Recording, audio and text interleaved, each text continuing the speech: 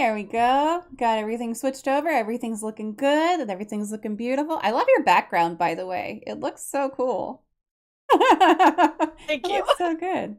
Welcome to another Mental Health Monday here on Even Tacos Fall Apart. I am super inspired already by this topic tonight. I'm inspired by Zulma for joining me, and I'm really excited. We are going to be talking about midlife career changes, surviving cancer, and becoming a therapist. And I am joined by Zulma. Thank you so much. Also known as the swearing therapist, by the way. So thank you so much for joining me today. I'm really excited. I think this is going to be a great conversation. If you are joining us today live, feel free to open up your chat on Twitch or YouTube and pop your question into the chat while we are here together, and we'll make sure to address it. But let me tell you all a little bit about Zulma before we get going all the way through the questions. But today's guest is someone who really embodies the idea that it's never too late to start over and chase your dreams. Zulma is a psychotherapist and the founder of Dragonfly Therapy Services in Nevada. She specializes in helping people work through trauma, anxiety, and depression, and she really has one hell of a story herself. She was born and raised in Buenos Aires, Argentina, and moved to the US at 31. At 42, she went back to school to earn her bachelor's degree, and then 6 weeks after graduating, she was diagnosed with cancer. But in her words, I had cancer, cancer didn't have me.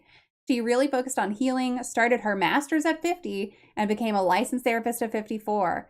She survived cancer, abusive relationships, depression, suicidal ideation, but she never let any of that define her.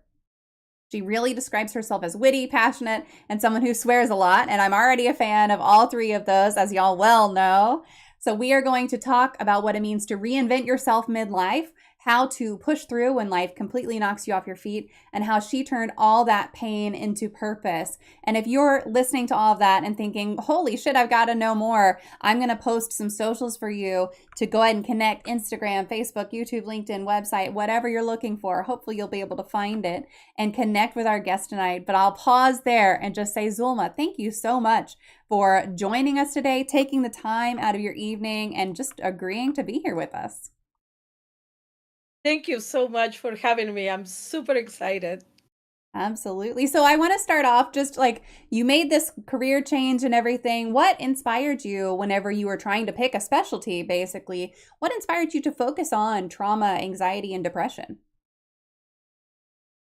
So I see trauma as an opportunity to help, Mm. right? Like, so when somebody's going through a traumatic experience, if I sit there and I cry with you, we are not going to get anywhere. So, but I see it as an opportunity to help. In anxiety and depression, I connect with those diagnoses because I experienced them myself.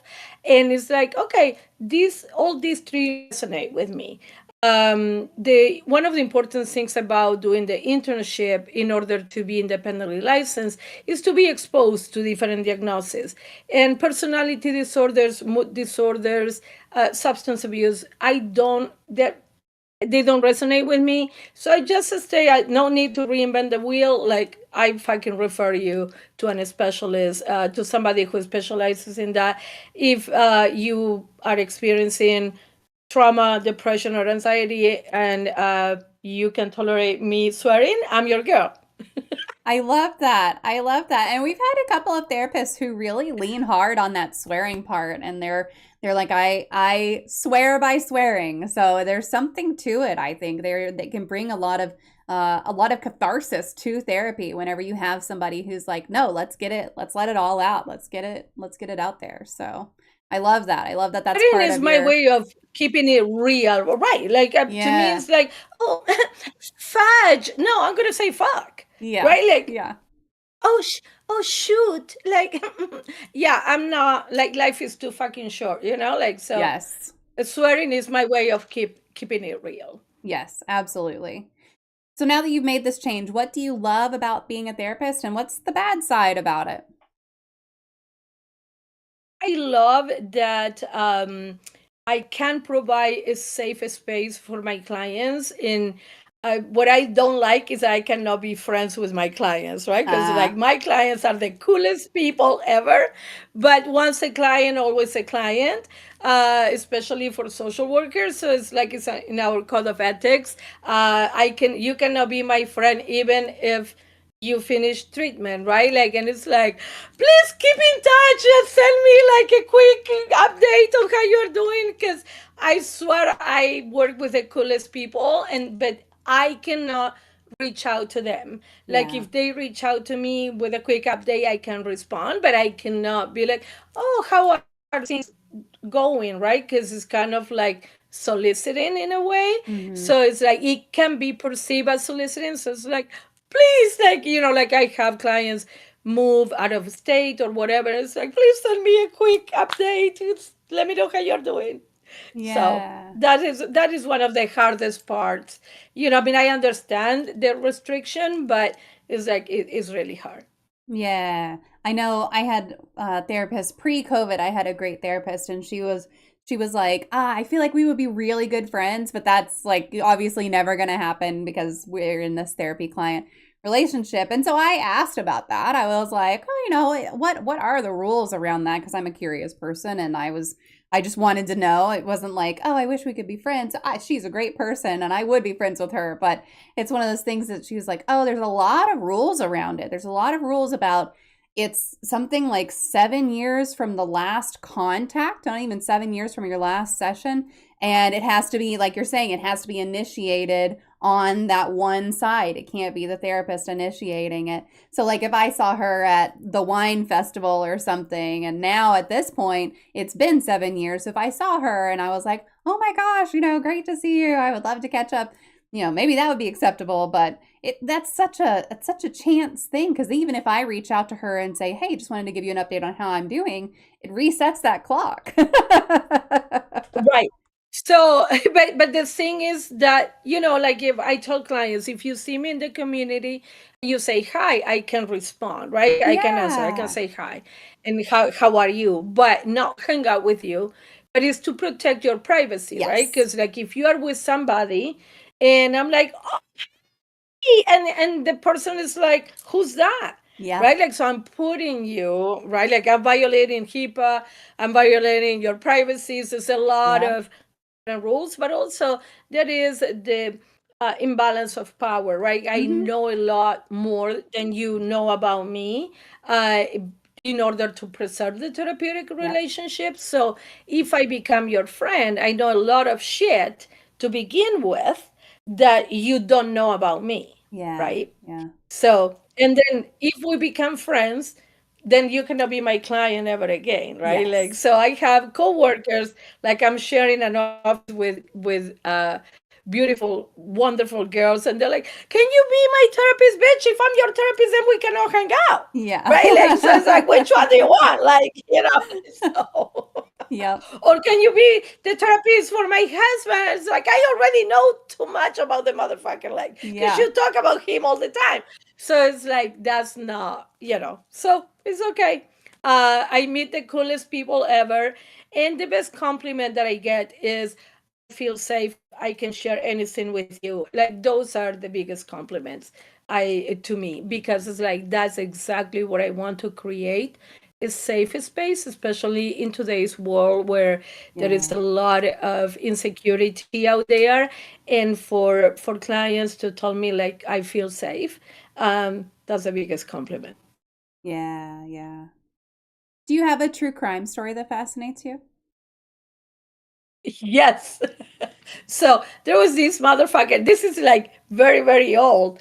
But in 1978, he killed his wife and two teenage children, make it look like a murder suicide, right? Like that, like the Oh. mom killed the kids and then she killed Mm-hmm. herself. He was having an affair with a coworker. He married the coworker, so this is wife number two. They divorced, and then he married wife number three. He took her to the Grand Canyon and pushed her off the cliff, right? Oh, So he wow. killed wife number three. Then he got back with wife number two. They reconnected after he murdered wife number three. And then, like a couple of years later, she died of an overdose. Like, Oh, boy. so Mm-hmm. he confessed. He later was diagnosed with lung and brain cancer. And he confessed to the two murders, but it is suspected that he killed wife number 2, right? Like, which became number 4 later. So it was like, this motherfucker, like, I love the Grand Canyon. Like, if my husband told me, like, let's go to, I'm like, motherfucker, like, what are you trying to say? Like, so no more husband for me right now, but like, just in case, like, I go to the Grand Canyon with family or friends. Yeah. Yeah. You gotta be extra cautious there. So yeah, so it looks like that was Robert Spangler. Is that the right one? Yes, that's Yeah. that's who it was. Yes. Yeah. Yes, Yeah. all this is between 78 and 1993. So a Mm-hmm. long time ago. But I was like, look at this motherfucker. And he was ugly as fuck too. Like, but Yeah. That always kills me. It's like, how did you manage to get multiple wives? Like, hey, you sound like a shithead. You can't be pleasant. If you get to the point of murdering, I'm assuming you're not a very pleasant person on a regular basis. So, I don't know. right? Like, so, you know. Man, in a span from you said 78 to like 93? Yes. Wow. Wow, that's So wild. the wife, the third wife, the one that he killed in the Grand Canyon, was in 1993. Oh, it's And then so I long think that between. the second wife, right, like, so she died, like, I think in 1994 or 1995, something like that. So it's like, okay. He said that killing them was a lot easier than divorcing. Okay. Oh, having been through a divorce myself, he might be right. Right? Like, we're not promoting anything here, but No, no. It he doesn't wasn't make it, lying, but yeah, it doesn't make it right, but it that also, doesn't make it he right. might be correct. Yeah. Well, getting to our topic tonight, we are really talking about quite a few things, but they all center just around you and what you experience. So I know that midlife career changes are something that a lot of people actually consider in passing, but not everyone really decides to actually make it happen. What made you decide to go back to school at 42? And did you have any fears that came with that decision? Yes. So I was working in accounting in a corporation, and I was I was miserable working there.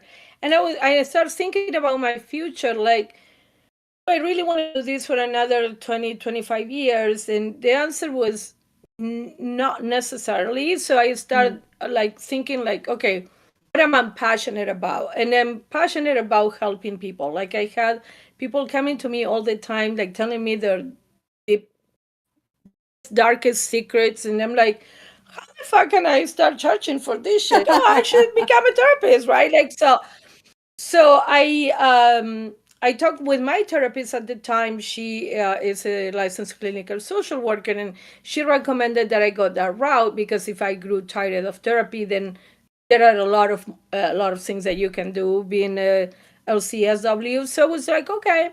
So I started doing research about what I needed to do, and if I went for a Bachelor of Social Work, then I will qualify to do the advanced masters, which is only 1 year. Mm. So I was like, oh, okay, I'm gonna do that. But I think that one important thing to tell the audience is, a lot of times we're like, oh, in order to do this, I had to destroy this. I did both things in parallel. When I started school, I still work in accounting for another Mm. 3 years, right? Like, because I still had to pay bills, no sugar Yeah. daddy, so I had to pay rent, right? Like, I had to eat. So it's like, okay, like, I need an income. And at the same time, I was creating, this is 2007, we are talking about, I started creating my present life today at that time. Yeah. One of the biggest fears that I had was, I mean, English clearly is not my first language. My accent, I've been bullied all my life for my Mm. accent. So I was terrified of participating in class. and I had a biology professor who said that participation was, let's say, 10 points of the grade, right? Like, so I went to talk to him during his office hours, and I was like, I want to participate, but I'm so embarrassed about my accent. So, and bless his heart, I mean, that was one of the hardest class that I took, but he was amazing because he grabbed a book, like as I was talking to him, he grabbed a book and he's like, how do you say this? And how do you say this? And how do you say this? And I said it, and he's like, you're fine. And it was one of my first classes. So I'm glad that he encouraged me to participate, because he could have been gone the opposite way. Um, and coming from being a woman, being Hispanic, like I didn't have a voice, right? Like, yeah, you shut the fuck up and you sit over there in the corner. So like being able to verbalize and to ask the questions and to participate in class, although it was terrifying, it was very liberating too. Yeah. So yeah. And were you in classes with mostly younger folks too? Oh yeah, this could be my fucking kids, right? Like, Yeah. because for the bachelors, I was 42. These kids were right off high school, right? Yep. Like, I have 18-year-old, 20-year-olds. Like, I'm like, oh my god. For my masters, I was 50, so Yeah. they were like 25, 23, 20. Like, one time I was in class and there was two girls. One was 23 and one was 27. I was like, bitches, it takes the two of you to make my age. Like, this is fucking depressing, right? Like, but yes, I was the mom in the classroom, Yeah. right? Because I did have a lot of the professors love older students because they know you are there because you really want to be, right? Yes. Like, and it's like, and I read every fucking word of the chapter because English is not my first language. I live at the writing center with all the papers, and they were like, you don't need to come here. I'm like, I just want to make sure that I'm a fucking perfectionist, right? Like, so I was going for the A, so I wanted the paper to be perfect. Um, but like, like my classmates, they were like, did you read, or like, let's say we'll have a test, and they were like, can I read your notes, and why didn't you make your own notes? I didn't have time. Like, motherfucker, like, what are you busy doing? In video games? Like, I work full time and I go to school full time. Yeah. And they got the same fucking grade that I did, reading 5 minutes prior to class, which Right. they were on my shit list. But it was like a lot of effort on my part because I needed to prepare, like I needed to read, and these kids were like, oh, let me see your notes, and then they fucking go in the class and they get the same fucking grade. So that was unfair, but it is what Yeah. it is.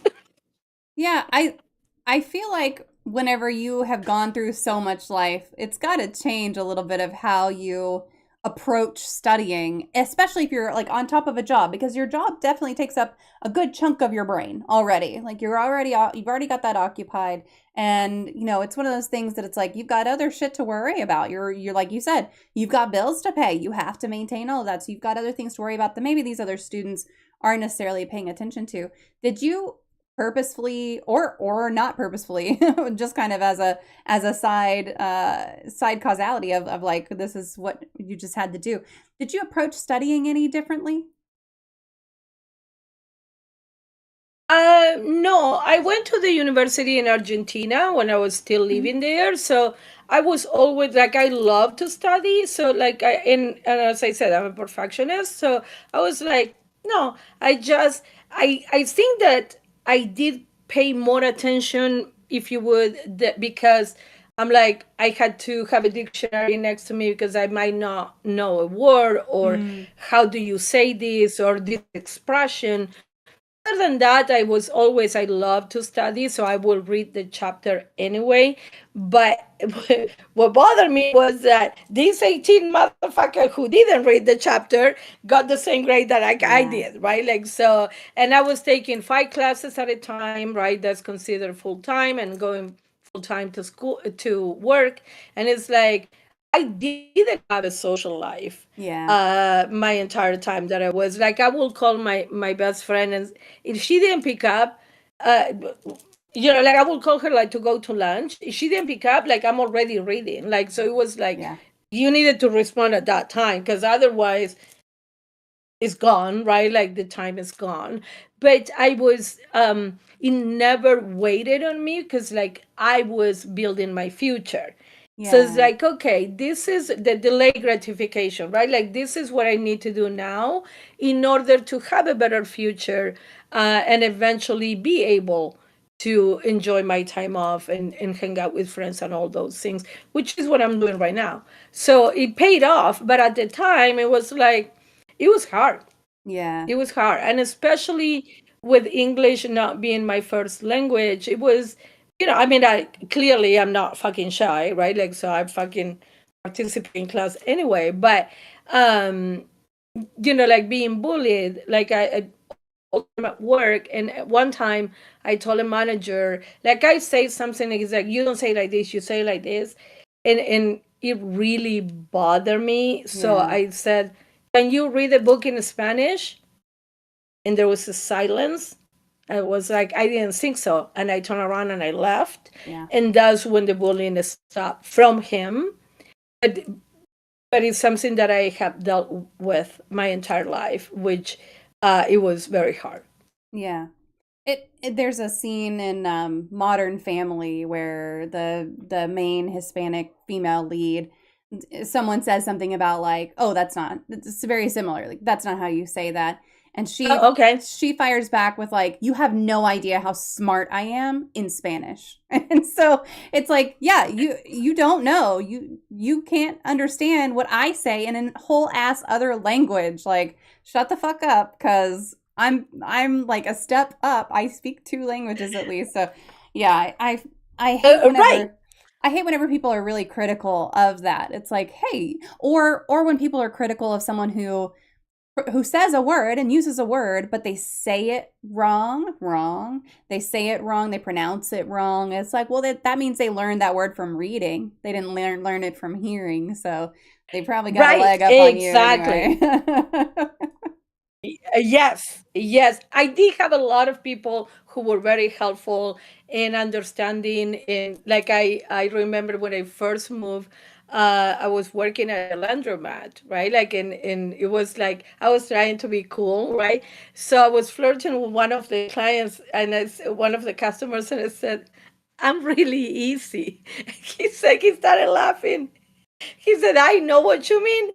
Really, you should say you are easygoing, okay?" Yeah. Like many years later, I look back, I'm like, thank you, sir. Like you really helped. Yeah, yeah, yeah.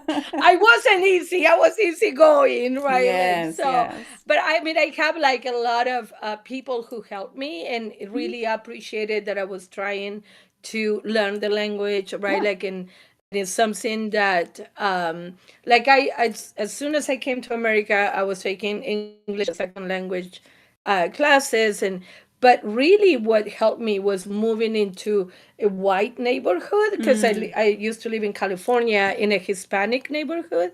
And I was like, I learned more Mexican than English at a school, right? yeah. So then when I moved into the white neighborhood, it was like I had to learn. It was like either that or I'm not going to survive, right? Like so Yeah. I learned really quick. Within a fucking month, I was speaking, right? Yeah. And it's like, okay. Then I continued to go to English as second language classes until I reached the college level, right? Like they were like, okay, there's nothing more that we can do for you. Now you need to go to college. But at that time, I couldn't afford it. So it's like, Hmm. okay, it helped me to communicate and all that. But yeah, it was, it's hard. Yeah, yeah, of course. What advice would you give to someone listening who feels stuck or too old to make a big life change?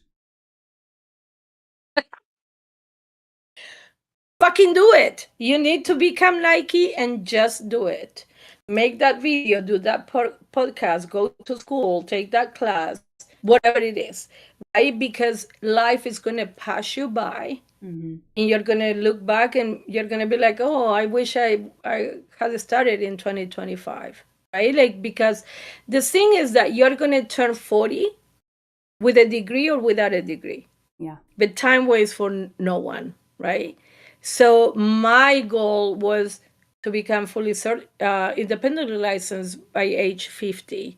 Well, it didn't happen, but it's like, okay, I turned 50 and I started my master's, right? Like, so you're going to have the fucking birthday anyway. Yeah. How do you use the time? Completely up to you. In motivation, I have a pet peeve about motivation because you have done shit you were not motivated to do your entire life. Like, and especially you're a mom, right? Like, and everybody who's listening, I don't have children myself. But if you have children, you've been doing fucking shit you were not motivated to do your entire life. You pop a kid and the baby's crying. You don't say like, oh no, my boobs are hurting, I'm not going to feed you. You fucking get up and you feed the baby. You don't want to go to that job, but you had to pay the bills. So you hate that fucking coworker, but you fucking go to your job, right? So it's not about motivation because you've been doing shit that you were not motivated to do your entire life. It's about discipline. Do you have the discipline to create a better future for yourself? Do you love yourself enough to start creating that future now? Because as I said, like this started in 2007 when I took my first English 101 class, my first 3 credits, right? That class was as important as the social work class that I took on my last semester, because without those 2 classes, I wouldn't have graduated. Yeah. There's the same 3 fucking credits that they keep adding up. If you don't have the time, take 3 credits. That's 3 credits less that you need to, that's 3 credits closer to your degree. Yeah. If you can take 6 credits, that's 6 credits, you're closer to your degree. So it's like, fucking do it. Become Nike and just do it. Yeah. I like that, especially The worst. Oh, go ahead. No, sorry. The worst that can happen is it doesn't work out. You are back where you started. Yeah. Yep. Right? So it's like, what the fuck did you have to lose? Yep. My oldest is in college. He just went into college this year. So he sent me a message earlier this semester and he was like, Mom, there's a mother and a daughter who are taking this one class together. And I was like, oh, that's really cool. Like, that's really inspiring. And he was like, do you have a class you want to come take? I was like, no. Why not? I mean, I'm How not, cool is that? Yeah, I know it's really cool. It's really great. I am sure that mom has maybe just the one child, but maybe not. Maybe they have other kids. Who knows? You never know someone else's situation. But if I had a class that I really wanted to take, I would go take it. But it was just really neat. He was like, you should come take college classes with me. And I was just like, I don't want to, thank you.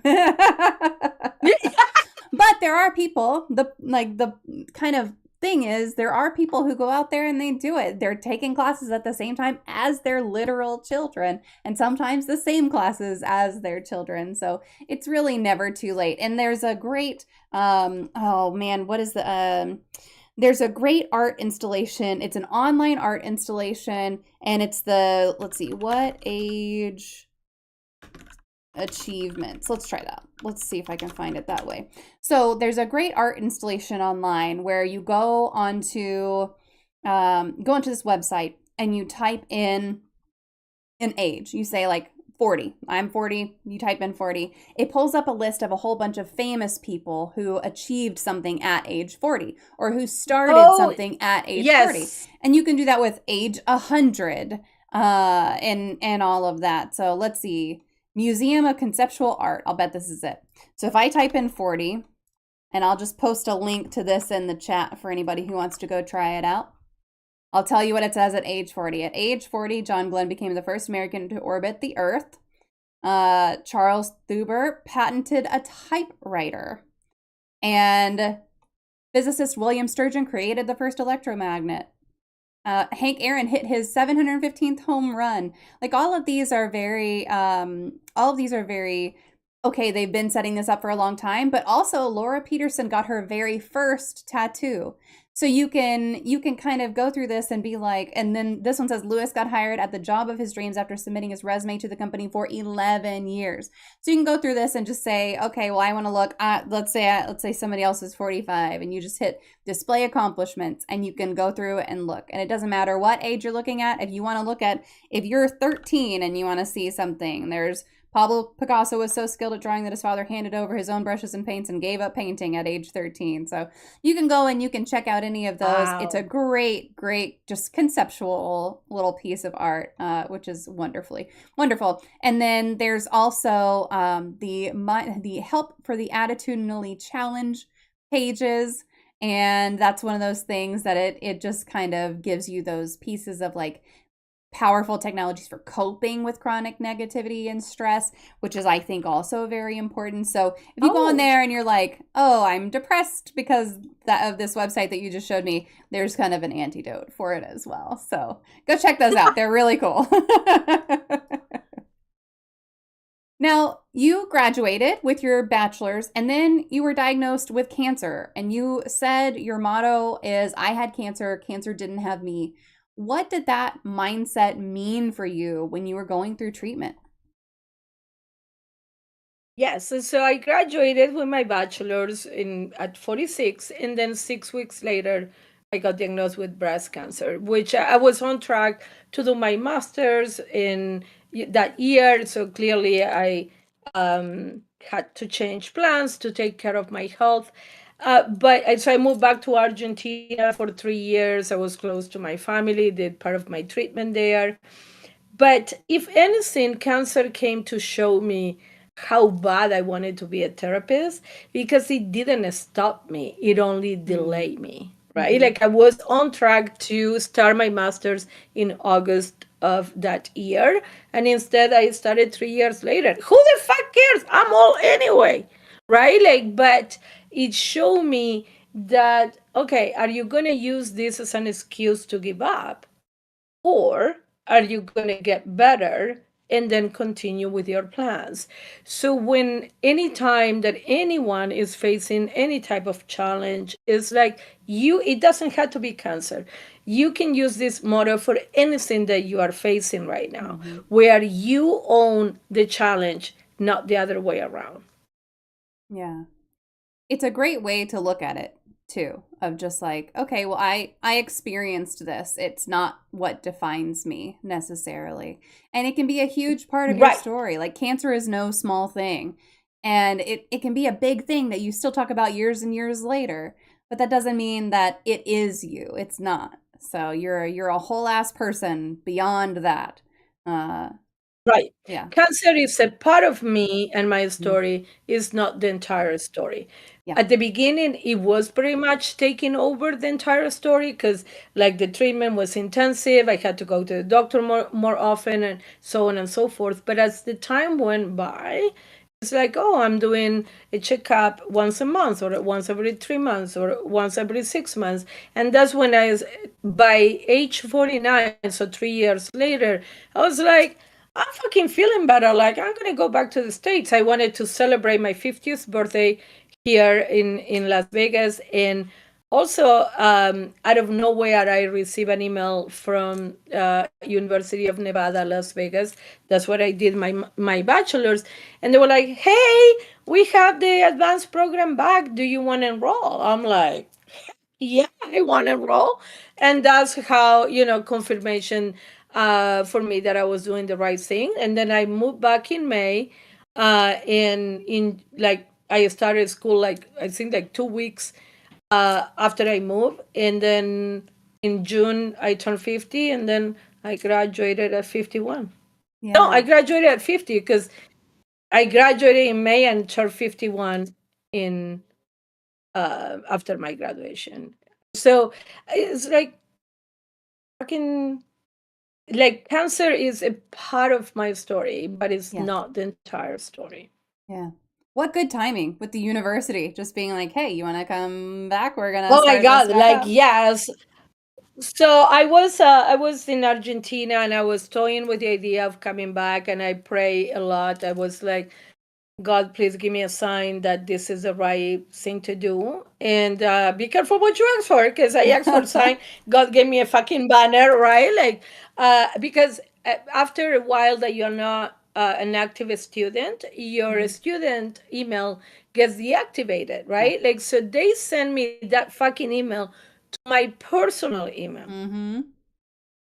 It was absolutely meant to be.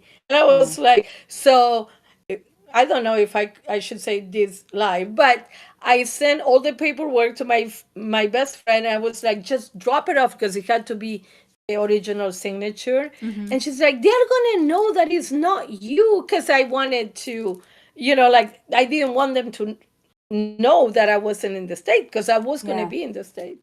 So I'm like, just fucking go to the School of Social Work, drop the envelope, and run away. Like, and she fucking did. And Yeah. sorry, UNLV, like, I hope nobody with power is listening to this. Nah, you went But and you that's did the how I work. took That's what advantage. matters. Right. And I was like, this is really meant to be. Yeah. Because nobody would have blamed me if I gave up on social work and went back Yeah. to accounting, or, oh, I had cancer, like, fuck that. No. I never allowed that to define me. Yeah. Now did you find yourself redefining or rediscovering parts of yourself while you were going through all of this?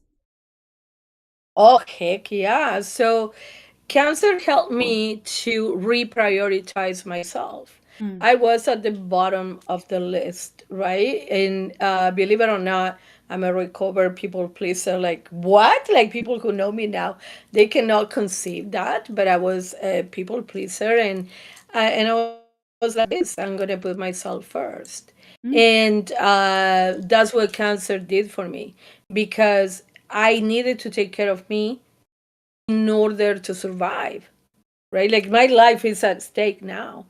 So it's like, I put myself first. I reprioritize a lot of things in my life. I made amends when necessary, but I was like, I'm not gonna apologize for who I am. And I rediscovered myself. So I have cancer to thank for that. In It's like, okay, a new era had begun. Yeah. Was there ever a moment during treatment where you thought about giving up? And if so, what pulled you through that? Many times, times where I didn't feel well, or Mm. I was tired, or in Argentina, I had to get up at 4 o'clock in the morning, because, like, I had like an appointment that day, but there was no guarantee. So, like, you need to be there super early to get a number to be seen, and it was just like so hard. And I'm like, why the fuck am I doing this, right? Like, but I always say, like, we pray, right? Like, so I pray a lot, and I always say, God will guide your steps, but you had to stand up, right? Like, so Mm. I had to do my part and meet God halfway, right? Like, so Yeah. it was like, well, I'm praying, yeah, bitch, but if you don't go to your treatments, right? Like, I mean, you need to pray, and you need to do your part. Mm-hmm. So giving up was never in my radar. Like, I don't know what giving up means. Like, I didn't even know that that was an option. So Yeah. that's why I didn't give up. But it was not on my radar. But it's like, okay, there were times where it was either raining too hard, and I had to ride the bus to the hospital, 2 hours on the bus, or wait 4 hours to get the treatment. And it's like, he helped me appreciate America a lot more, right? Going through those experiences, but it was like, oh my God, like, why is this so hard? And then I remind myself that tomorrow is going to be another day, right? Like, so Yeah. today is really hard, tomorrow might be better. And I just kept pushing through like that. Yeah. That might be the first time I've heard anyone say like it made me appreciate the US health system because boy, is Right. it a shit like just dumpster fire here.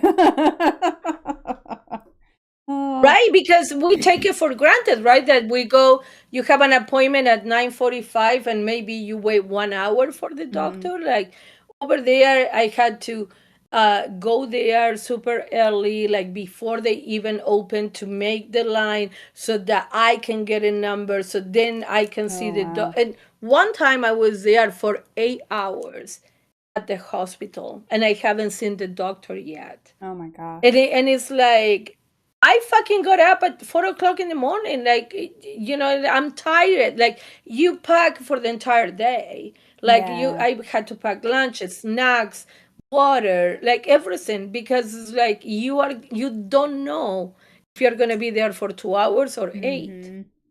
That day I cried. I remember that I cried because I was just so tired and so upset, and my sister was with me and she started knocking on fucking doors and making a big deal out of it. I'm like, no, it's okay, but I was fucking crying because like I was tired. Like I Yeah. wanted to go home, I wanted to rest, like, and this is like for cancer. Like, can you imagine, like, for a regular checkup or whatever, Hmm. like, and it's like when I had to wait for the doctor for 45 minutes, I'll fucking take it, Yeah.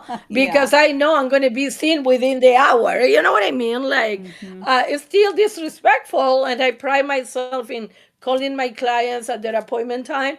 I was like, yeah, we don't know how good we have it. Yeah. Yeah.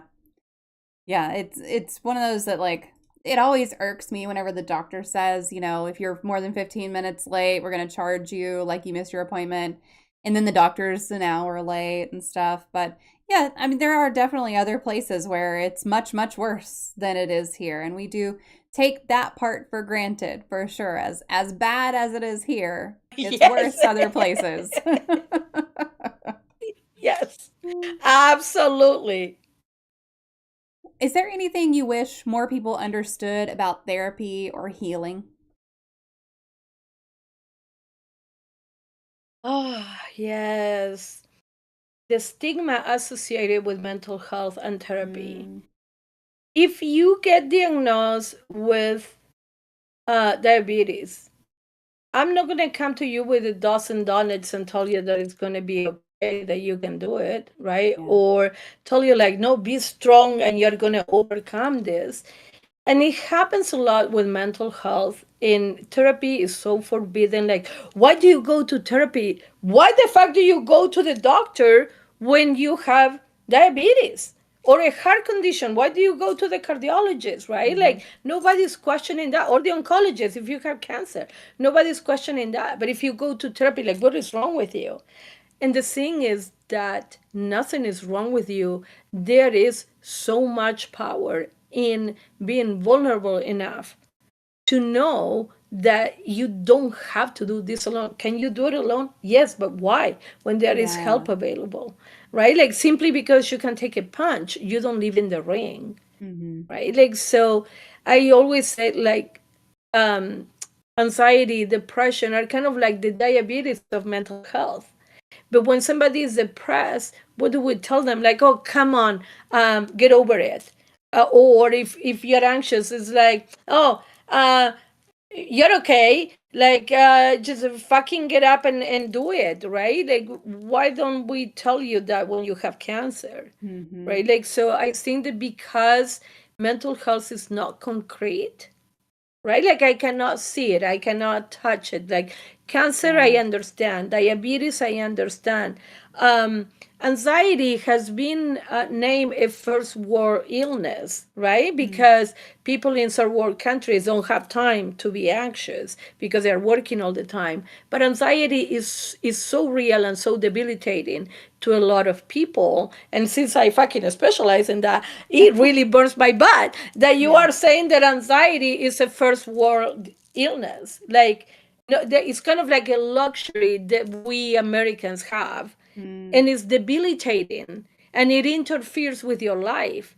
So to diminish something simply because you don't see it or you handle it differently, right? Like, so I have a friend, she's terrified of flying, and I fucking enjoy flying, but I don't diminish her fear simply because I enjoy flying so much.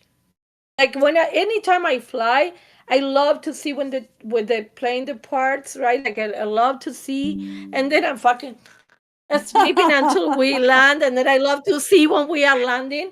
My friend, she she is terrified of flying, right? And I told her, like, you have more chances of fucking dying driving, right? Because like there's a lot of texting and driving and all that.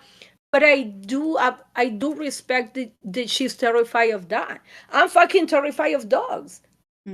Which I have people telling me like, oh no, the dog is friendly. It's not your fucking dog. I don't fucking like the motherfucker in my space. Yeah. Right? Like, so it's like, why can we respect other people's limitations? Right? Like, why do you want to put your fucking pet in front of my face? Yeah. Where it's like, I repeatedly told you that I don't like it. I'm terrified.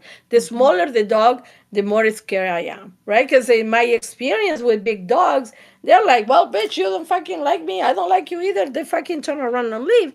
But the little ones are, they want me to pet them. Yeah. I'm fucking touching your ass, right? Like, so, but why is that a problem different than cancer? Like, because it's a choice. I wish that I could be around pets because they bring so much love and comfort to their owners, and I don't have that. Yeah. I don't have children, and I don't have pets, so I never will have grandchildren, right? So I don't have those things, but people are seeing it as like, oh, what is wrong with you? Instead of like fucking respecting that. I do have a lot of people who do respect that, and they put their pets away when I'm visiting or whatever. But I also have a lot of people judging, like, oh, what is wrong with you that you don't like, and the judgment that, oh, if you don't like dogs, it's because you are shady. Like, fuck you and your judgment, right? Like, because if I don't like dogs, something is wrong with me. Like, okay, well, fuck you, right? Like, so I think that because mental health is not concrete, we cannot touch it, and we don't understand it. It's like so hard to empathize with that. So therefore, when you are saying that, oh, you're going to therapy, is that judgment that, oh, why are you going to like, nobody will question you if you have cancer, why are you going to the oncologist? But if you are having a mental health issue, it's like, oh, why do you need therapy? Like, fucking get over it. And it's like, are you gonna get over it by yourself? Probably. Why when there is so much help available? Yeah. Yeah. I like this comment in the chat. Be curious, not judgmental. That's some good old Ted Lasso recommendations there. That's a great show. But that's definitely one of those ones that it's like, ask why. I think it's okay if someone says like, hey, I don't like dogs. You can be like, oh, do you mind sharing why? Can you tell me why? Is that something that's okay to ask? But then don't criticize, don't ridicule whenever they tell you, oh, I just have a major fear of dogs. Like, that, just accept it and be like, oh, okay, well, I'll make sure to keep my dog away from you. That's that. But yeah, it's Or even if you don't right, if you don't understand it, accept it, right? Like, it's not about you. Oh, you need to understand why I don't like dogs. I don't fucking know why I don't like dogs. Yeah. I don't have a traumatic experience with dogs. I don't fucking like them. Yeah. Where is the fucking stone that says that everybody needs to like dogs? Fuck you and your stone, right? Like, I want to see it. So even if you don't understand it, so if you don't understand, for example, it's hard for me. I understand the clinical part of the diagnosis, but it's hard for me to connect with personality disorder, especially borderline personality Mm-hmm. disorder, because it's like I don't get it, right? The victim part, the victim mentality part of that diagnosis, I cannot connect with, but I accept it. Yeah. I don't criticize it. I'm like, I don't judge it. It's like, oh, okay, I don't work with that, so I will recommend you to someone who does, Yeah. right? Because I think that connecting with the issue is so important in therapy. But it's like, I don't, and I don't get it, but I accept that it's a problem for you, Mm-hmm. which is never a problem for me because I don't connect with that type of mentality, but I accepted that it exists, Yeah. right? So it's not like, oh, why do you know, it's like, yeah, that's your fucking reality. It doesn't have to be mine for it to be valid, right? Mm-hmm. So, You describe yourself as someone who is witty and passionate and who swears a lot, all of which I love and all of which I think you put on full display here with us tonight, which is fantastic. How does humor and honesty show up in your work with clients? oh my God. I think there are two of the main pillars that help people connect with me because it's like the way that I'm talking to you, that's how I talk to my clients, right? It's not like, no, it's like the way I'm talking right now is how I talk to my clients. And I use humor a lot. It's just part of my personality where I'm going to make a comment of like break the ice, if you would. Like I work a lot with victims, with people who have been in car accidents and they are not at fault. So there was this one client, she was an older lady, she was trapped in the car. So like the firefighters were cutting the car in order to remove her from the car, and she was telling me that one of the firefighters was holding her hand inside the car while the other ones were working. So it very dramatic, right? Like Mm-hmm. this is an older person, very dramatic situation. So I said, was he hot? And it took her a second, and then she started laughing. I'm like, girlfriend, I'm looking for a sugar daddy. Like, I want to know, like what's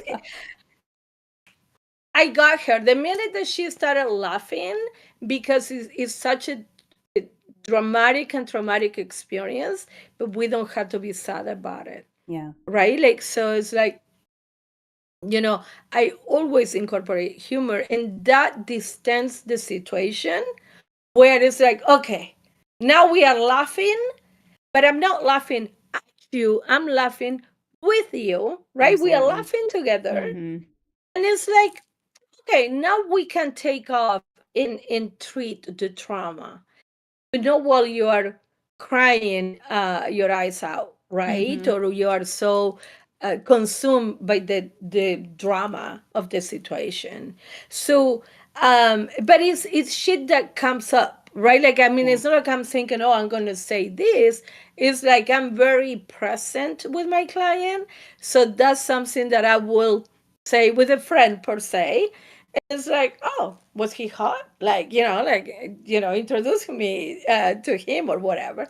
And it's like, okay, like, so it's like part of my daily interaction with clients is like, yeah, we are going to, like, for example, if somebody had a traumatic childhood with their mother, right? And it's like, okay, I think that you need to be grateful to your mom for showing you what not to do as a mom, right? Like, so we are finding the positive, Mm-hmm. because it like do all the exact opposite of what your mom Yeah. did, right? Like, so we are rescuing something positive out of that awful situation.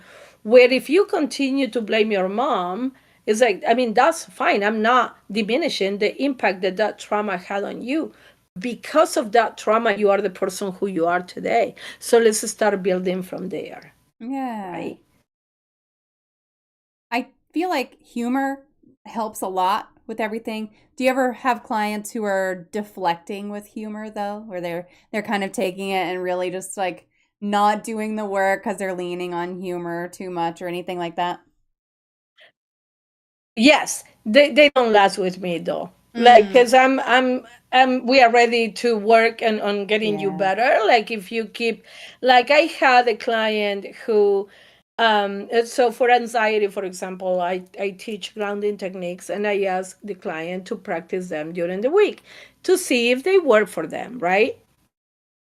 So he comes back a week later and he didn't do them. So I said, okay, well, guess what the fucking homework for this week is going to be? The same fucking homework from last week because you didn't do it. Yeah. So then it keep happening where it's like, and he's like, well, I forgot, like I have bad memory. And I'm like, well, if you don't do your part, my hands are tied, Yeah. right? Like, so it's like maybe you need some medication to help you focus, which is going to help you remember, right? Because he's terrified of medication.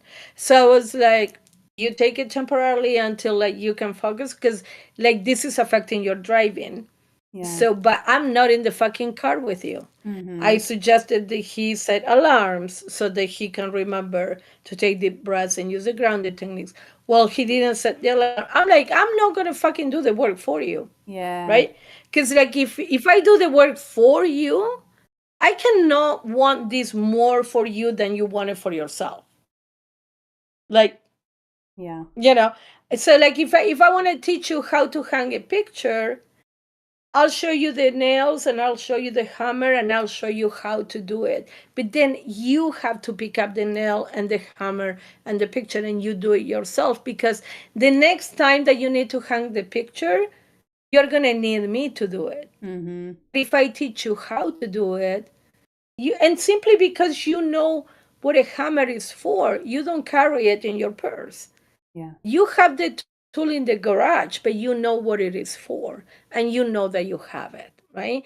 So it's like all these tools that I teach my clients are for them to carry, but for them to use. If they don't fucking use it, like what the fuck you are the one who's anxious driving, not me. Yeah. Like, when I'm fucking anxious driving, I do the fucking deep breathing and the grounding technique, and it works.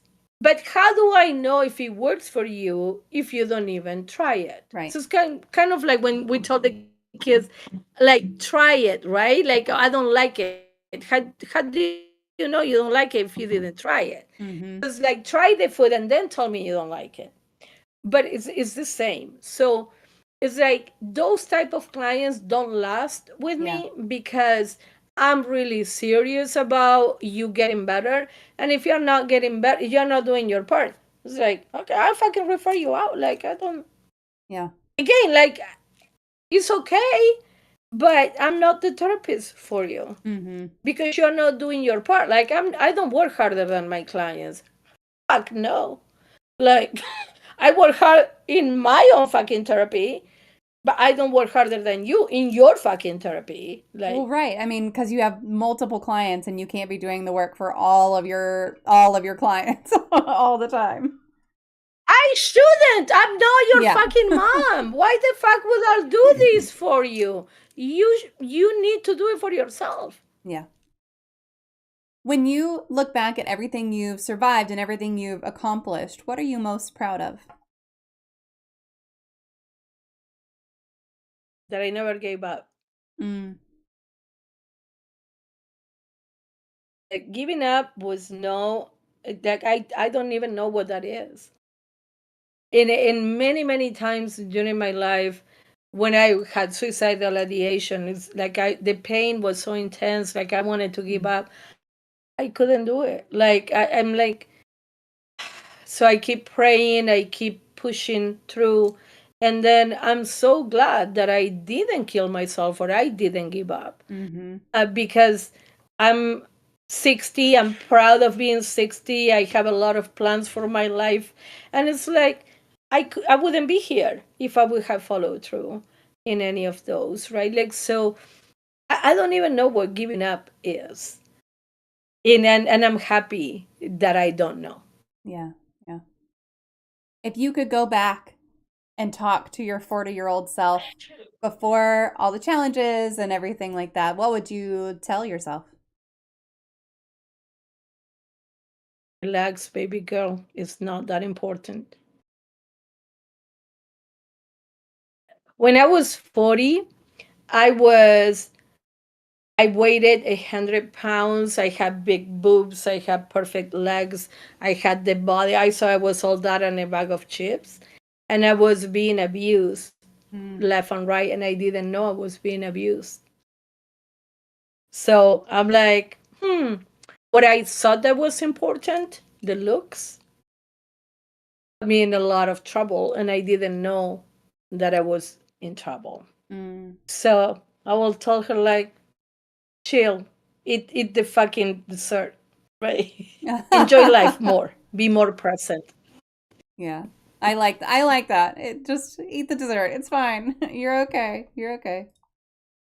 Kaido's You're hammer. okay. Yeah.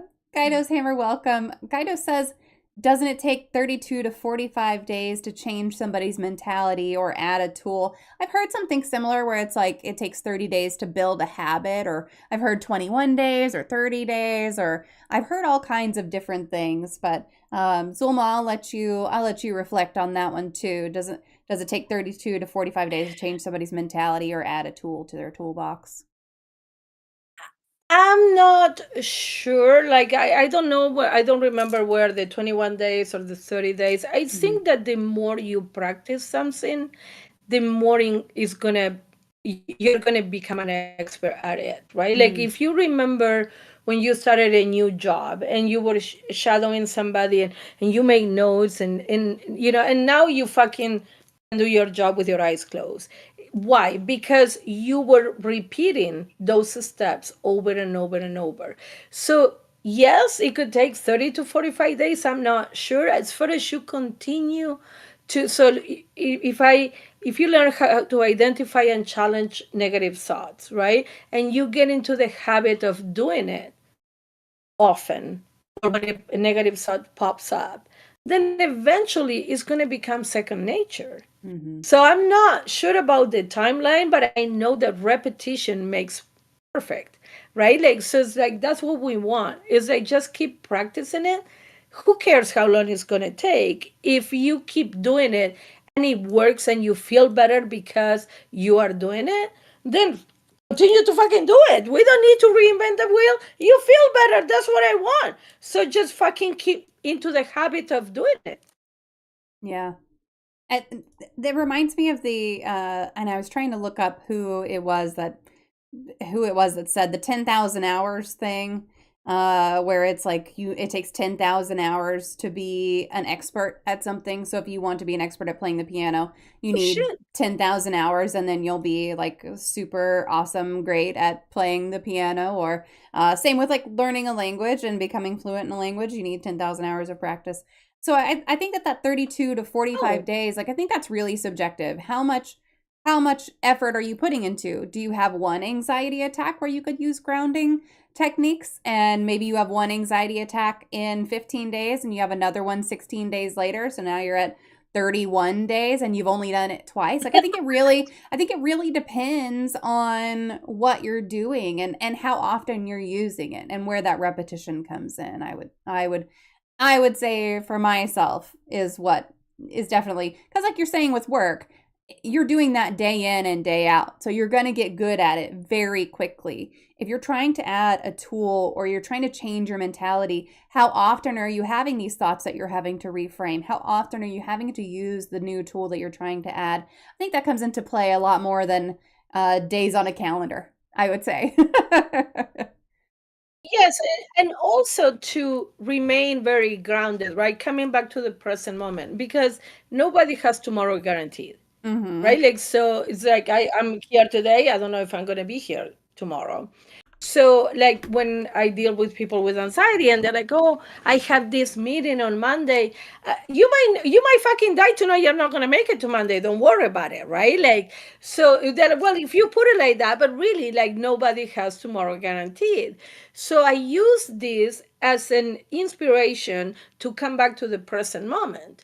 So, like, when I quit smoking many years ago, I trick my brain into, like, so I had a craving and I was like, I'm not gonna pick up this craving, but the next one I'm gonna smoke, right? So, and I just kept going, one craving at a time. Mm-hmm.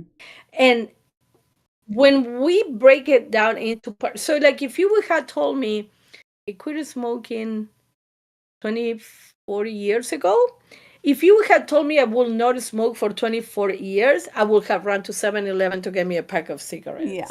right?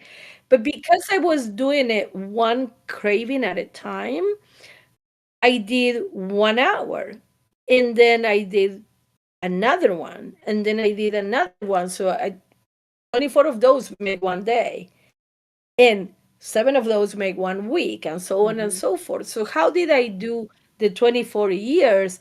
One fucking craving at a time, Yeah. because I'm one craving away from start smoking again, Mm-hmm. right? So that the cravings are not as often, but sometimes I'm watching a movie and somebody says smoking, and I'm like, oh, that looks so fun. It's so triggering. And it's like, bitch, what are you doing? Come back to the present moment. Like, you don't want to be smoking right now. Because the first year when I quit smoking, I wanted to fucking shoot people. Like, Mm-hmm. if it wasn't illegal, I would have fucking killed a lot of motherfuckers. I was so angry.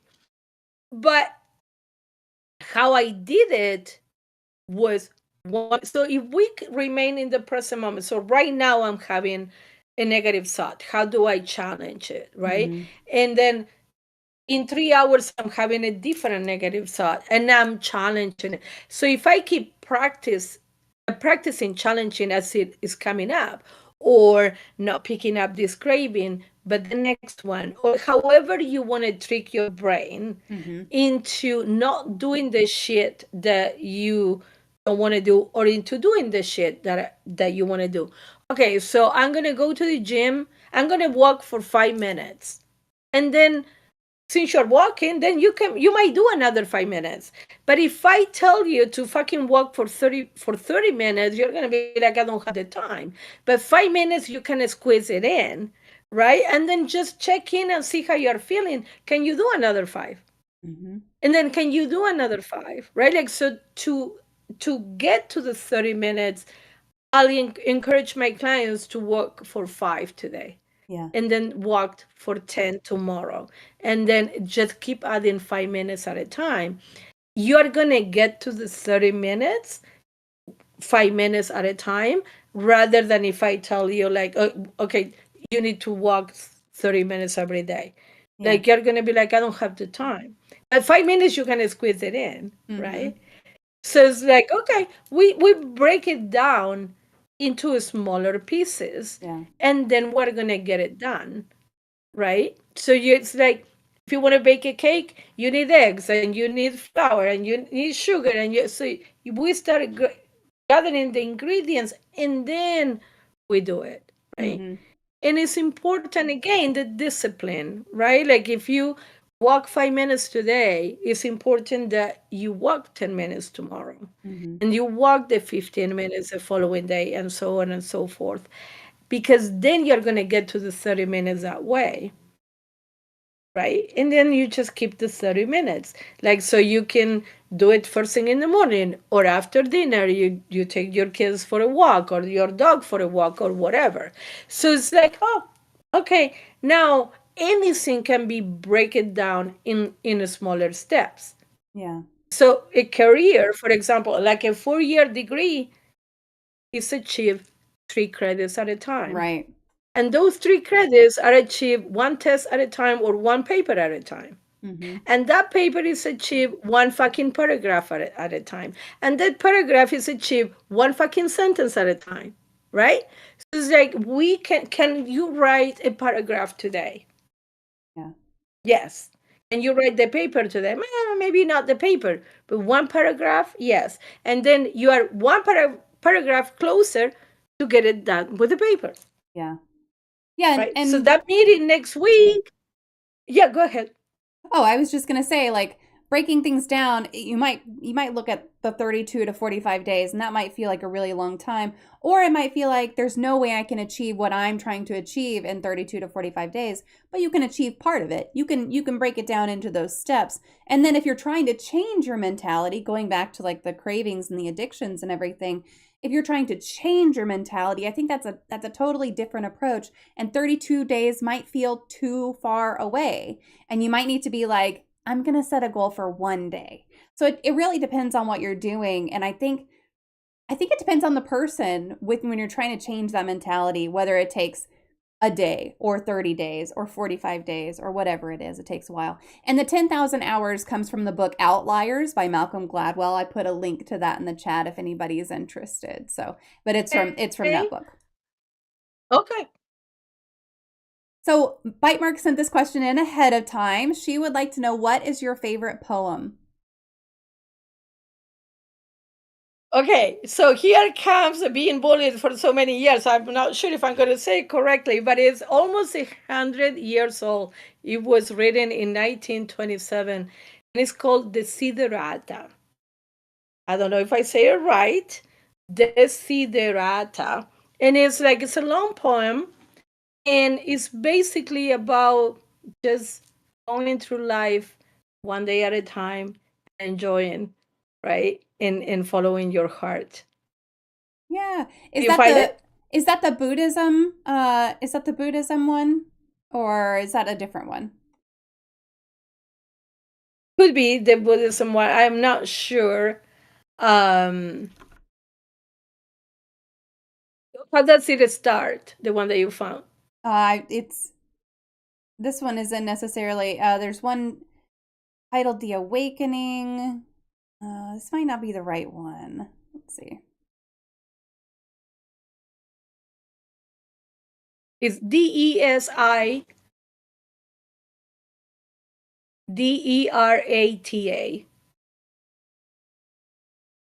It's a long poem. Okay. Go placidly among the noise and the haste, and remember what peace there may be Yes. in silence. That one. Okay. All right. Yes. Cool. I've got that one. I'll post that. I'll make sure she gets that one too. That's a great one. So and I don't think we've had anyone recommend that one yet. So that's fantastic. Oh, really? Okay. So the last part of that poem is so profound. Because I think that's the secret of life. So the last little paragraph says, and whether or not it is clear to you, no doubt the universe is unfolding as it should, therefore be at peace with God, whatever you conceive him to be. I like that part. And whatever your labors and aspirations in the noisy confusion of life, keep peace in your soul. With all its sham, drudgery, and broken dreams, it is still a beautiful world. Be cheerful and strive to be happy. I love that. Right? I mean, the entire poem is so beautiful, but that last part is yeah, it might not be a perfect world, but regardless, it's still beautiful. Absolutely. And it's so beautiful to be alive, right? I make big deals out of birthdays because I think the birthdays are a privilege denied to many. There are many people who didn't make it to 60. Yeah. Or to 40 or to however old you're turning. And it's yeah, fucking celebrate the shit out of your birthday. Yep. You're still here. We just had a second celebration. My youngest turned 12 today. We celebrated his birthday a couple weekends ago with the whole family, and then we went out to dinner to celebrate again tonight. So yay! Happy birthday! Yes. Yeah. Yes. He was joking around and saying, I'm gonna start acting like a teenager, and I was like, you can start acting like a teenager. I'll start acting like a mom of a teenager. Two can play that game, bud. No, he's fantastic. He's just the sweetest kid, and I don't see him changing anytime soon. He did want to stay home from school today, and I was like, no, we're not doing that. My birthday is a national holiday. I never work on my birthday. I love that. That's great. It's a national holiday, so yes. Oh, that's good. Yeah. So your son can have his own national holiday. Okay. So, well, see, the problem is I still have to work. So if he stays home from sounds school, like a personal problem. I know. If he stays home from school, I'm like, okay, what am I supposed to do with you now? But yeah, no, he had a good day. A lot of his friends told him happy birthday and everything, so it was good. So, what Oh. is your favorite life hack?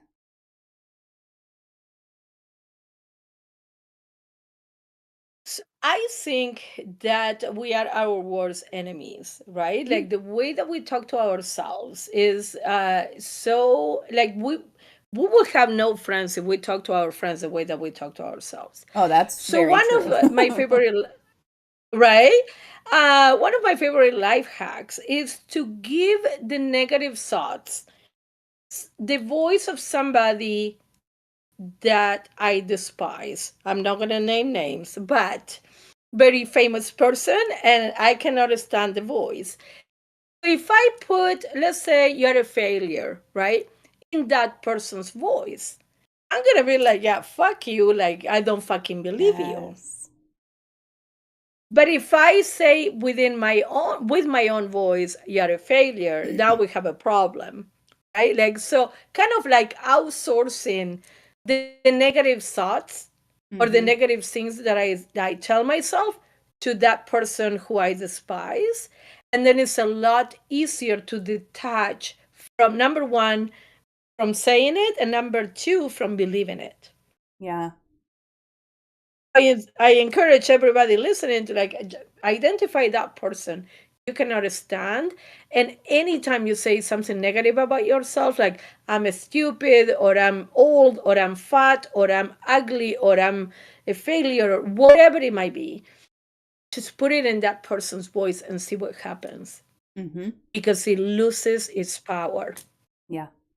I like that. And I'm gonna be sure, so Bite Mark, who asked the poem question as well, she does the same thing. And she's talked about doing the same thing. And she's like, if this person said that to Oh. me, I would throw a brick at their face. So it's like that's kind of Yes, she's got this, yes. she does the same thing, and I love that. And I'm gonna make sure to tell her that you said that because she's gonna just be so happy to hear someone else recommending that technique because she absolutely swears by it. Like she says it works like a charm. And the other one is to, voice like the thoughts that you're having to someone who is a friend and tell them up front, be like, "Hey, I'm having these thoughts. Can you just tell me to shut the fuck up because I know that you would never speak to me this way." And we've got some great people in Discord who will say things and they'll be like, "Hey, don't talk to my friend that way. You're talking to my friend. Don't talk to my friend that way." So, it's very helpful to do it kind of both ways, to have that way of challenging it yourself,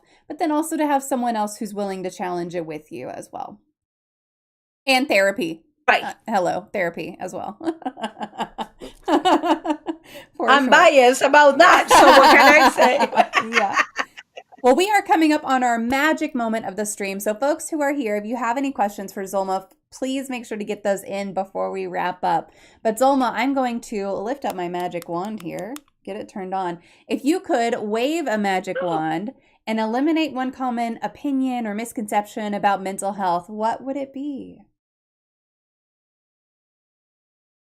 It's okay to be vulnerable and ask for help. Yeah. We are the most, our strength shows up when we are vulnerable and we say, I need help with this. I would love for everybody to be able to say, to recognize that, yes, I can do it on my own, but I don't have to. Yeah. And ask for that help. And there is a lot of help available out there, and just reach out. Yeah.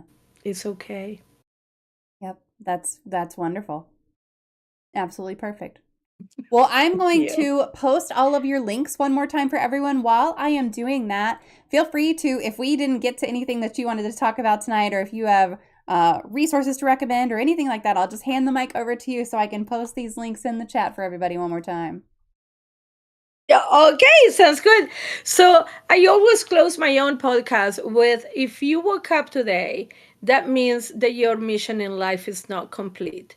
Keep putting one foot in front of the other, and you're going to come out on the other side of the challenge you're currently facing. So I think that the important thing is not, we're like, oh, I don't want to fall. It's okay to fall. I think the important thing is not to remain on the ground. So if you fall 7 times, you get up 8, right? Like we are so concerned about not falling. Fucking fall, but find out the way to get up. As far as you keep moving and you're not stuck, you're gonna sorry, you're gonna get to the other side of the challenge. Beautiful. Well, thank you so much for joining us today on Mental Health Monday. I'm really glad that we were able to have this conversation. Folks who are here in chat, give me just a minute to disconnect with Zulma and I will be right back. But Zulma, again, thank you for being here with us. Thank you for having me. I don't want it to end. I can't keep you up all night. All right, y'all, stick around. I will be right back.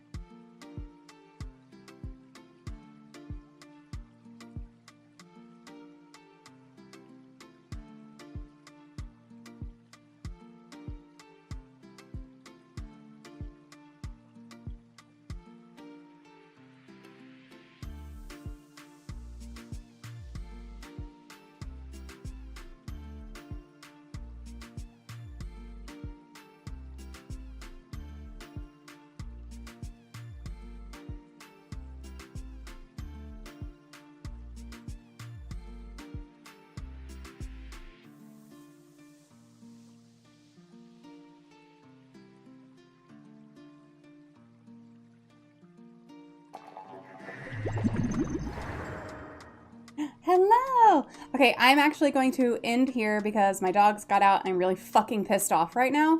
And I don't feel like acting like I'm not pissed off. So I'm gonna end it here and I will see y'all Wednesday. Have a great rest of your Monday. I hope you have a good start to your week. I'll catch you next time.